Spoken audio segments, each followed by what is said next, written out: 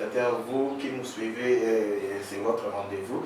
De tous les temps, la quête d'opinion, aujourd'hui, nous allons encore et une fois de plus parler de l'actualité. Comme vous le savez, l'actualité est toujours l'actualité. La thématique d'aujourd'hui va justement bien accrocher parce qu'elle fait parler d'elle et partout dans le monde, et précisément ici en RDC, l'arrivée des Kabila à Goma, ça sera autour de ces sujets. Cette thématique fera l'objet de notre discussion. Avec moi sera ici Maître Kwete, qui est le chargé en question, des questions juridiques à l'IDPS Tshisekedi. Avec lui, nous allons discuter de cette thématique et nous n'allons pas également oublier d'autres questions d'actualité. J'appelle déjà Maître Kwete, bienvenue et merci de répondre à notre invitation. C'est un grand plaisir. En tout cas, c'est avec un réel plaisir que nous avons ici sur ces plateaux. Merci. Comment vous les trouvez, les gars? Non, mais il est super et je profite de l'occasion pour vous féliciter et encourager tous ceux qui viennent après vous, cette jeunesse qui veut s'exprimer dans le même domaine, de choisir l'excellence. Merci Maître, vous également, vous êtes un cadre excellent. Merci. Ça se voit. Merci. Merci, prenez place. 082 82 76 201, c'est à travers ce numéro que vous pouvez nous joindre et également à nous proposer ce que vous voulez afin que cette émission vive encore de nouveau, parce que sans vous nous ne sommes rien. Et aujourd'hui nous avons choisi ABDS. ABDS, un beau cadre, l'agence qui nous accompagne, la production elle se passe ici. ABDS avec Monsieur Gloire, c'est lui qui assure toutes les questions qui étaient techniques, sont assurées par lui. Madame Ruth Amafé, la productrice et l'assistante de cette émission, elle est également avec nous, n'oublions pas notre bébé Alicia, et également avec nous. Nous présentons nos condoléances très spécialement à vous, Ariel Lit Maungu Koto, qui venait de perdre votre papa et qui est également notre papa. Que Dieu en tout cas reçoive son enfant dans l'amour. Nous disons également merci à vous tous qui ne cessez de contribuer par rapport à votre présence et par rapport à tout ce que vous apportez, les soutiens moral, financier et économique, tout ce que vous faites. En tout cas, vous êtes les bienvenus. La quête d'opinion, c'est déjà maintenant. Merci.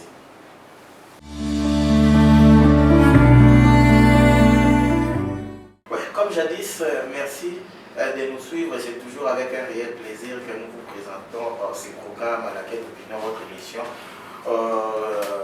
Que vous évitons aujourd'hui, comme l'actualité également l'oblige, nous parlons de l'arrivée de Joseph Kabila, l'ancien président de la RDC, également le sénateur Afi qui a marqué sa présence le dimanche dernier à Goma. Nous en parlons avec Maître Évariste Kwete, qui est le secrétaire général de l'UDPS, secrétaire national en charge des questions juridiques. J'ai dit merci encore une fois de plus et bienvenue Maître Kwete Évariste. Merci monsieur le journaliste. Merci. Comment vous vous sentez? Très à l'aise, c'est un plaisir d'être là. Vous parlez d'à l'aise pendant qu'à l'IDPS, les torchons brûlent. C'est un parti éternel qui a toujours des problèmes en son sein. Mais qui est arrivé au pouvoir et qui va servir au peuple congolais très bientôt. Là, c'est qu'il a prévu pour lui. Qui va servir ou qui sert les peuples congolais? Servir, pas du verbe, pas dans le sens de serviteur, hein, ouais. Parce que ça on le fait déjà depuis l'opposition. Okay. Il s'agit de servir, de dresser la table. Oui, oui. Parce qu'il y a un moment où on prépare, oui. Un moment où on met la table et un moment où le peuple doit passer à table pour manger. Est-ce que vous pensez et ce moment-là, il approche, il est très proche. Vous pensez que le peuple attend la préparation pour que... Non, c'est un... Ou bien le peuple doit également participer à la préparation? Non, mais il participe à travers l'UDPS qui est le parti du peuple. Voilà, et ça, il ne faut pas l'oublier. Donc, je pense que de manière la plus modeste possible, j'étais en train de dire que le changement est un processus. Ce n'est pas... on ne fonctionne pas en mode binaire. On ne peut pas quitter 0 vers 1 Ça ne se passe pas comme ça dans le changement. La transformation est là, elle est en train d'être faite, mais c'est un processus.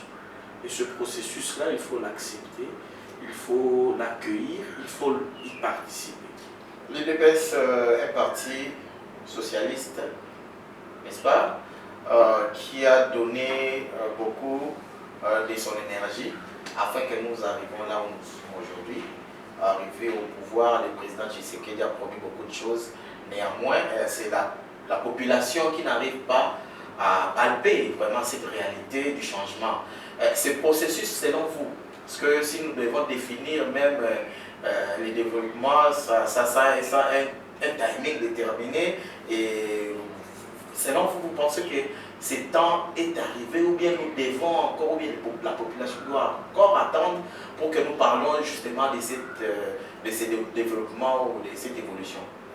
Non, de manière très claire, je veux vous dire que les bases, en fait, les fondamentaux posent problème. Ouais. Et nous sommes en train justement de nous attaquer à la racine du problème.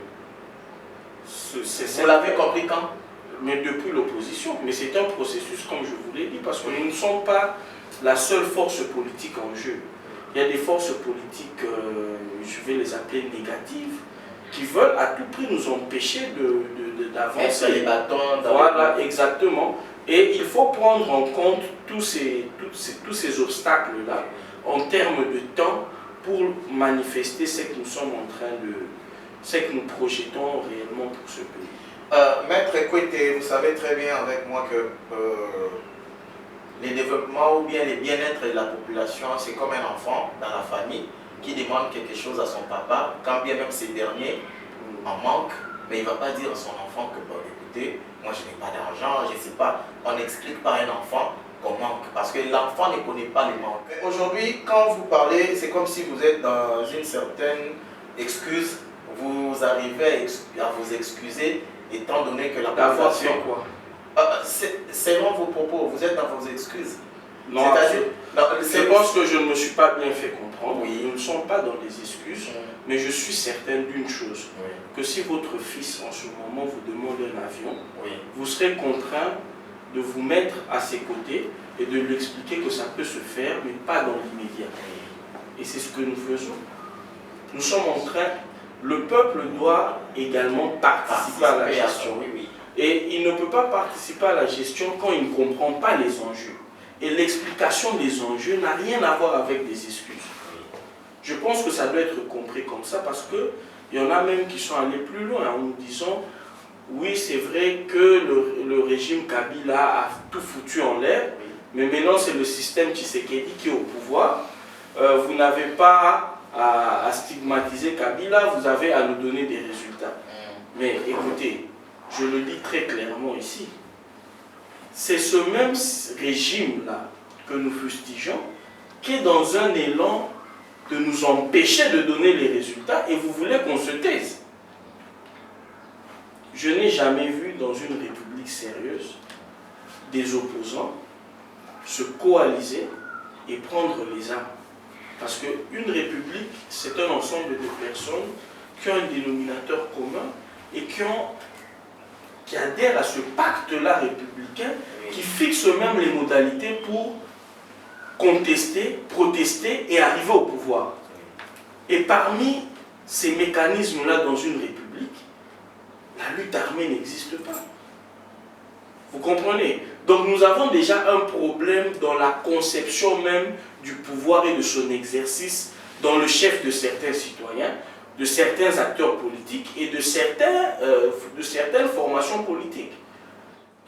Déjà, un nouveau pacte républicain, ouais, voilà.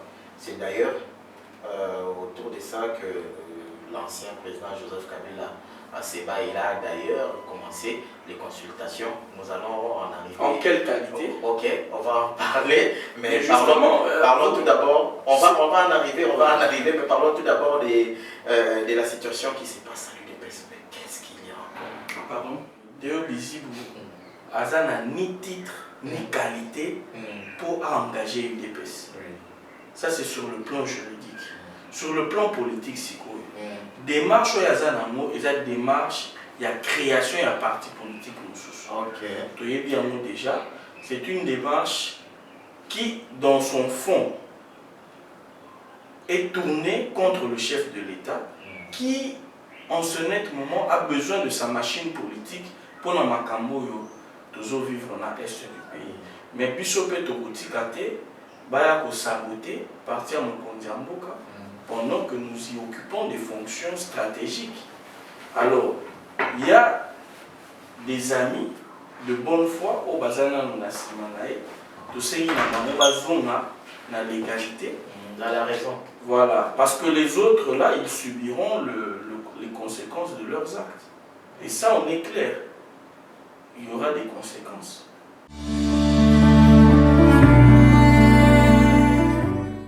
Maître Kabila qui promet d'entrer à Goma, à Koti Goma. Déjà, vous savez, Goma, s'il vous plaît, les espaces occupés par les assaillants. Nangana Batunaye M23 et tout et consort, et puis l'armée rwandaise qui occupe cette partie de la République. Mais écoutez, quelle lecture faites-vous en voyant un ancien président à Kotana-Goma, place Oyo, déjà Azaraki accusé autrefois par les présidents et puis toute la classe politique, le régime, il y a Tshisekedi sur place, en place plutôt. Déjà, on vous accuse pour quelque chose. Est-ce que c'est une manière de confirmer son soutien ou sa participation dans l'armée rwandaise ou dans la M23 des enseignants? Comment vous faites votre lecture? Comme j'étais en train de le dire, il se place en pompier pyromane. Oui. Ça, c'est le jargon que voilà. Et le fait d'entrer à Goma n'étonne personne, parce que bien avant, longtemps avant cela, le chef de l'État nous a averti que derrière tout ça, il y avait également son prédécesseur, je cite, M. Joseph Kabila. Donc, ici, je pense que, en restant pondéré, nous faisons face à un ex-président qui s'estime lésé par la gestion ou par les actes de son successeur, qui s'associe à un pays voisin, un autre, avec lequel il a des familiarités, parce qu'il a été membre de l'armée de ce pays-là, pour venir, entre guillemets, libérer les Congolais de l'oppression de son successeur. Je pense que c'est ça le tableau, en fait. C'est comme ça que les choses doivent être perçues. D'abord, ce que nous trouvons anormal, c'est le fait que cette constitution ici, que nous utilisons, soit l'œuvre de M. Joseph Kabila. La constitution, vous l'appelez la constitution des belligérants. Voilà. Et peut-il nous dire sur quel article de la Constitution lui et ses suppôts, ça veut dire l'AFC, le M23, pour ne citer que ceux-là, prennent les armes et occupent une partie du territoire. Sur base de quel article de la Constitution? Aujourd'hui, parce que vous affirmez que c'est M. Joseph Kabila,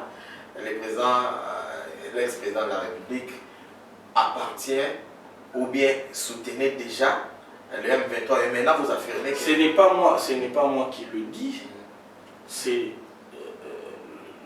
l'opinion également de nos services de sécurité exprimée par le communiqué du vice-premier ministre de l'Intérieur, qui suspend les activités du PPRD à cause du lien manifeste avec ce mouvement. Qui existerait? Oui, on dira qu'il existerait, mais l'ampleur ou la flagrance. Vous savez, vous êtes un grand journaliste, le nombre des membres connus avec certitude du PPRD qui sont cadres dans l'AFC M23. Oui. Alors, il n'y a plus rien à démontrer. L'inscription continue. Voilà, oui, l'instruction continue, mais tout porte à croire que l'AFC M23 est la branche armée du PPRD. PPRD déguisé. C'est une branche armée. Parce que et autant le PPRD et l'AFC M23 ont ils ont le même chef. Vous pensez que la démarche de Joseph Kabila, parce que lui, il ne jure que sur les pactes républicains, comme j'étais en train de le démontrer ici, un pacte républicain, c'est un consensus. Oui. Et ce consensus-là, lui-même, pour le respecter, il faut avoir cette culture-là du respect des textes. Sinon, vous allez tous les 3 ans, 4 ans, aller vers un autre pacte. Oui. Et la nature d'un pacte, c'est qu'on ne le brise qu'à la mort. Et tous les autres pactes préexistants, qu'en ont-ils fait? Pourquoi n'ont-ils pas, tenu compte des pactes qui préexistent à celui qu'ils proposent? Et quelle serait la caractéristique de celui qu'ils proposent pour qu'ils ne viennent pas subir le même désaveu que les autres pactes que nous avons? Ici, quand nous avons parlé en tant qu'UDPS d'un nouveau pacte, oui, qu'est-ce que nous entendions par là? D'un nouveau cadre d'exercice du pouvoir politique. Il nous faut un nouveau cadre. Et ce cadre-là, il est d'abord contenu dans la Constitution. Et alors, il faut d'abord respecter tous les engagements antérieurs à celui qu'on souhaite prendre aujourd'hui pour avoir la garantie que nous sommes en train d'avancer. On ne peut pas aller vers un nouveau pacte en reniant tout ce qui a été fait avant. Aujourd'hui, Son Excellence Félix-Antoine Tshisekedi Tshilombo exerce le pouvoir politique dans le strict respect et conformément à la Constitution du 18 février 2006, telle que modifiée à ce jour. C'est un texte fondamental que l'UDPS n'a pas amené. D'ailleurs, nous avons milité contre le vote de cette Constitution lors du référendum, de son référendum. Oui, oui. On s'en souvient. Aujourd'hui, nous sommes face à des acteurs politiques qui estiment que lorsqu'ils ne sont pas au pouvoir, tout leur est permis pour y revenir. Et en face d'eux, ils ont une formation politique qui a fait près de 40 ans de lutte sans jamais prendre la moindre kalachnikov pour faire prévaloir ses opinions. Vous comprenez? Et c'est pour ça que leur démarche armée est vouée à l'échec. Maître Évariste, Kabila, à Goma, il entame des consultations.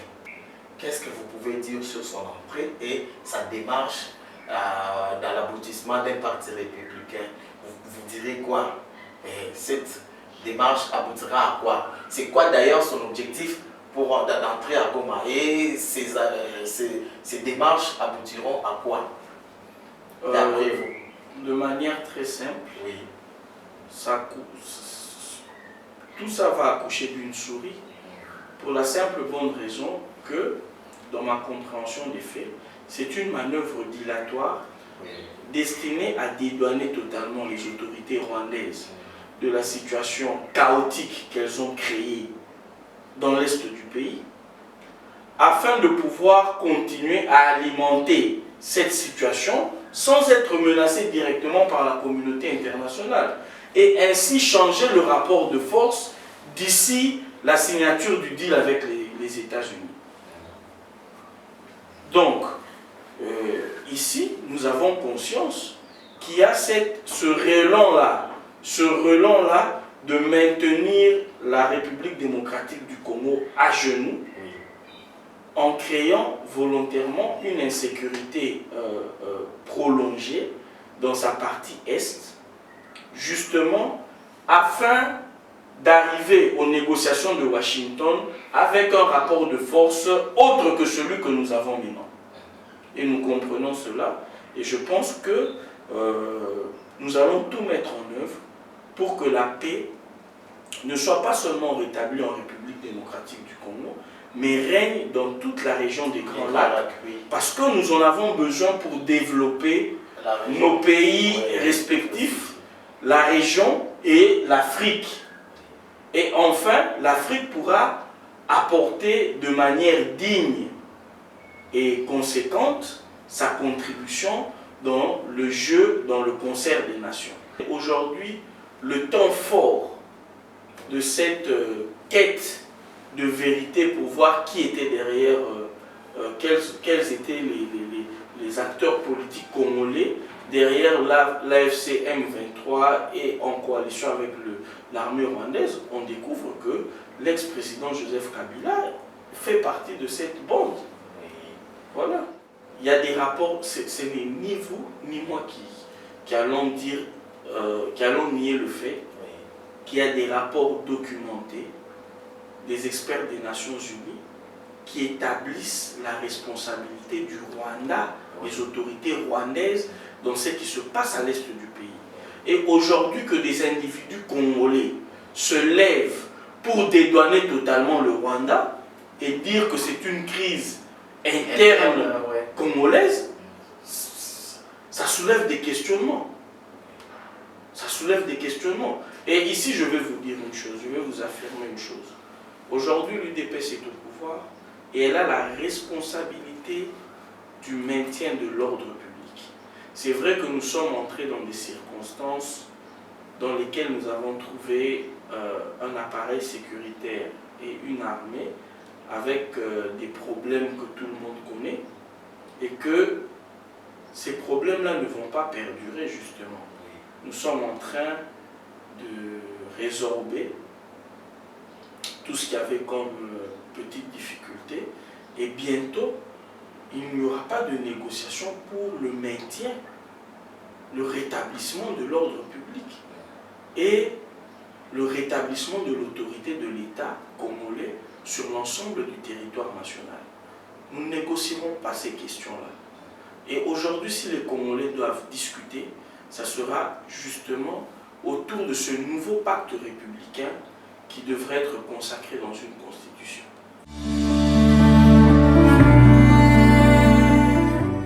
En tout cas, maître, c'était en tout cas avec un réel plaisir. N'être pas que dans notre plateau, sur notre plateau. Je pense que ça ne sera pas la dernière fois. Vous serez également conviés et nous comptons sur votre disponibilité afin que nous parlons Congo et le Congo qui nous appartient tous. Alors, je vais chuter en disant que j'ai vraiment apprécié le professionnalisme, la qualité du matériel. Merci. J'invite, la page c'est Presto TV. J'invite avec l'émission La Quête d'opinion. Voilà, j'invite tous les Congolais de bonne qualité qui veulent suivre les analyses pertinentes sur la politique, de suivre et de s'abonner à Presto TV. Pour le reste, je crois que ce n'est pas la dernière fois. Vous aurez l'occasion de me retrouver avec le même présentateur à la même chaîne. Et bonsoir chez vous. Merci maître. Vous étiez nombreux à nous suivre et vous ne nous abandonnez jamais. Vous avez toujours manifesté de votre soutien à cette émission. Là, je pense à Arnaud Lenga, à Jimmy Mbabou depuis Paris, à Ruth Amaf, la productrice de l'émission Green Energy, jadis Green Energy, c'est votre société. Elle est en train de vous servir en vous donnant les services les services de qualité. Vous avez besoin de l'installation, il y a ma batterie. Vous avez besoin de l'installation, il y a un panneau solaire. Green Energy est là pour vous. Je salue également Franck Dimbi, ingénieur Franck Dimbi. En tout cas, je ne vous oublie pas, toute ma famille, la famille Alenzambe et ma maman, Élisée, mon CBA, ma maman, je vous aime.